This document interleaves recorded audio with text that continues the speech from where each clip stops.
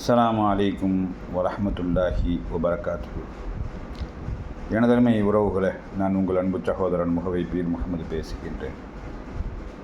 ஒரு 2-3 நாட்களாக 2 நாள் நினைக்கிறேன் 2 நாட்களாகவே அகரம் என்று சொல்லக்கூடிய நடிகர் சூர்யாவுடைய அந்த ட்ரஸ்ட்டு அதை பற்றின பேச்சுக்கள் தான். ஃபேஸ்புக்கை திறந்தால், யூடியூப்பை திறந்தால், எதை திறந்தாலும் அந்த மாமனிதரை பற்றி தான் பேச்சுக்கள். உண்மையிலே மெய்சிலிருக்க வைக்கிறது. ஒரு வீடியோக்களை பார்க்கின்ற பொழுது நம்மளை அறியாமலேயே கண்களில் கண்ணீர் வடிகிறது. அதாவது ஒரு பொழுதுபோக்குக்காக சினிமாவில் நடித்து அதை மக்கள் என்டர்டெயின்மெண்ட்டாக சந்தோஷமாக ரசிக்க அப்படி நடிச்சுக்கிட்டு இருக்கவங்க நம்ம வேலை உண்டு நம்ம உண்டுன்னு போகலாம். ஆனால் அவங்க என்ன செய்கிறாங்கன்னா, ஒரு லிமிட்டுக்கு மேலே தன்னுடைய சம்பாத்தியத்தை எல்லாத்தையுமே என்ன செய்கிறாங்கன்னா, ஏழை எளிய மக்களுக்கு உதவட்டும் என்ற அடிப்படையில் கல்வி என்பது பெரிய விஷயம். என்ன சொல்லி சொன்னால், நீங்கள் பிச்சை எடுத்தினாலும் உங்கள் பிள்ளைகளை கல்வியை கற்றுக் கொடுத்துட்டீங்கன்னு சொல்லி சொன்னால், அது அவன் காலம் முழு அவன் வாழுங்காலங்கள் வரை அவனை பாதுகாக்கும். நீங்கள் பெரிய சொத்து சோகத்தை சேர்த்து வைக்கின்ற அவசியம் கூட கிடையாது. கல்வியை நீங்கள் தேடி கொடுத்துட்டிங்கன்னா அது மிகப்பெரிய சொத்தை அவன் சேர்த்துக்குருவான். கல்வி தான் இன்றைக்கி விலை மதிக்க முடியாத ஒரு பொருள். ஏன்னா அனுபவபூர்வமாக என்னுடைய அனுபவத்தில் நான் இது பண்ணுறேன். நம்ம பெருசாக படிக்கலை, ஏதோ ஓதி இருக்கிறோம். ஆனால் இன்றைக்கி என்னென்னா, ஒரு சாதாரணமாக இன்றைக்கி நம்ம பிஸ்னஸ் பண்ணுறோம். சின்ன சின்ன விஷயங்களில் கூட அடுத்தவருடைய உதவியை தேட வேண்டியதாக இருக்கிறது. கல்வி அவ்வளோ பெரிய முக்கியம். கல்வி இருந்துச்சுன்னா எதையுமே நம்ம என்ன செய்யலாம், நம்ம சொந்த புத்திக்கு எதையும் செஞ்சுக்கிறலாம்.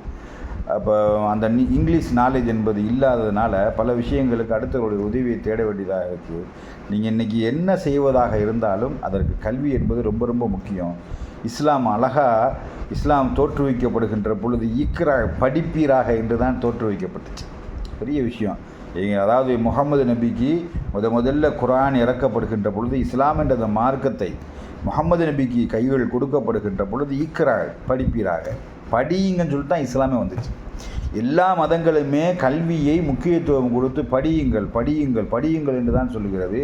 அதை இன்றைக்கி அதாவது பல்வேறு நடிகர்கள் பல மாதிரி திசைகளில் போய் கொண்டிருக்கின்ற பொழுது இன்றைக்கி ஃபேஸ்புக்கு யூடியூப்புகளை திறந்தால் ஒரு சில நடிகர்களை பற்றி கழுவி ஊற்றுக்கிறார்கள்.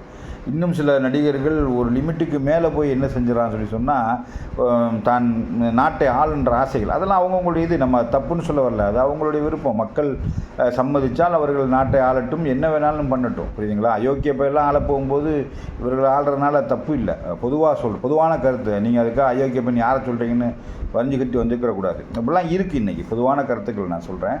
ஆனால் எனது அருமை உறவுகளே, உண்மையிலேயே இந்த நடிகர், இந்த குடும்பம், அதாவது ஒவ்வொரு விஷயங்களையும் பதிவு செய்கின்ற பொழுது, அந்த பிள்ளைகள் மேடைகளில் பேசுகின்ற பொழுது நான் உன்னிப்பாக சிவகுமார் சாருடைய அந்த முகங்களையும் நடிகர் சூர்யா கார்த்திகளுடைய முகங்களை நாம் பார்க்கிறோம். அவ்வளவு சந்தோஷம், அவ்வளவு மகிழ்ச்சி, கண்கள் கலங்குகிறது.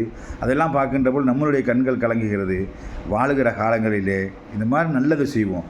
இன்றைக்கி நம்ம உலகத்தில், அதாவது நாம் வாழுகிற பூமிகளில் அதிகமான கல்வியாளர்களை நாம் உருவாக்கணும் என்று சொன்னால் இந்த ஜாதி மோதல்கள் என்பதை முறியடிக்கலாம்.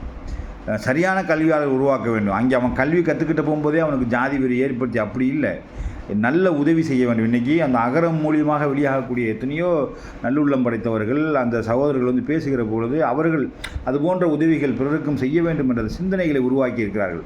அது ரொம்ப மனசுக்கு மகிழ்ச்சிகரமாக இருக்கிறது. ஆகவே இது போன்ற விஷயங்களை எல்லாருமே கையில் இன்றைக்கி ஒரு சிம்பிளாக இன்றைக்கி வளர்ந்து கொண்டிருக்கக்கூடிய நடிகர் பாலா, அந்த சகோதரன் இன்றைக்கி பார்த்தா எல்லாத்தையும் போய் தேடி உதவி செஞ்சுக்கிட்டு இருக்கிறான்.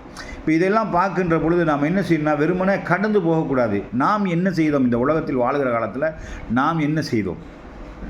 அதாவது நான் அதுக்காக நீங்கள் கேட்கலாம், நீங்கள் என்ன செஞ்சீங்க? நான் ஒரு சில நேரங்களில் நான் அமைப்பில் இருக்கிற காலத்துகளில் நிறையா இது போன்ற கல்விக்காக வேண்டி நிறையா விஷயங்களை செஞ்சுருக்கிறோம். இப்போவும் நம்மளால் முடிஞ்ச அளவுக்கு பெருசாக செய்ய முடியலனா கூட சிம்பிளாக வெளியில் தெரியாத அளவுக்கு நம்ம செஞ்சுக்கிட்டு தான் இருக்கோம். கல்வி என்று சொன்னால் யாருக்காக வேண்டியாலும் எதை வேணாலும் நம்ம செய்ய தயாராக இருக்கிறோம். அந்த மாதிரி பண்ணிக்கிட்டு தான் இருக்கோம். பெரிய அளவில் பண்ணணுன்ற ஆசை, ஆர்வம் இருக்கிறது.